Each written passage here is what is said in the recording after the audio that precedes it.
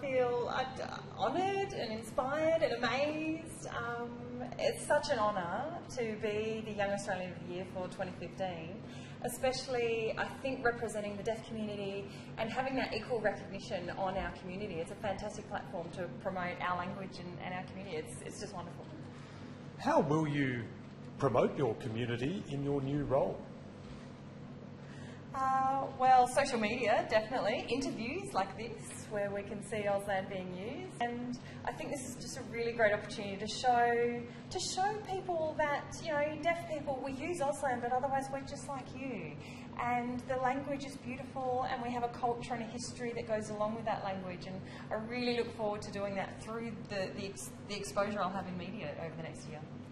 There is a divide, it seems, between cochlear wearers and people who use Auslan. Would you like to see more children who are born deaf using Auslan?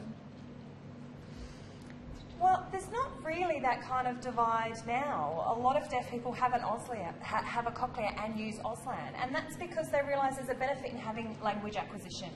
So cochlear implants and hearing aids don't make you hearing, they're a technical aid that assists you, but it doesn't provide language. And so if you learn Auslan as well as having an aid and learning English, then you become bilingual.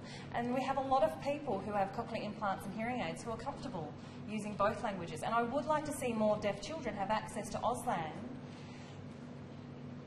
because often some of that information isn't provided to parents. They don't get the information until perhaps something's gone wrong with the cochlear or the hearing aid and they're not progressing as much as they like.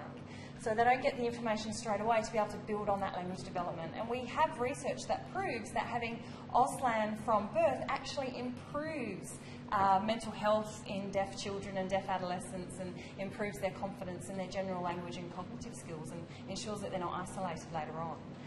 So it's really important that we do provide that opportunity for all children to have the human right to access language at birth. And just finally,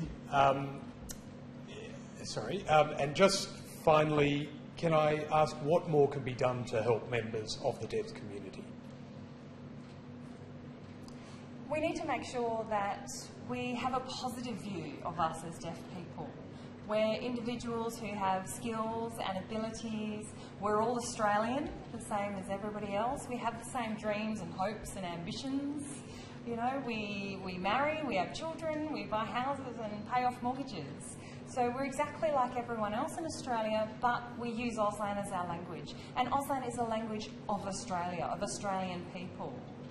And so we really hope that with the media exposure they'll have throughout the next year, that the general Australian society will be more appreciative of Auslan as their language as well as the language of the deaf community.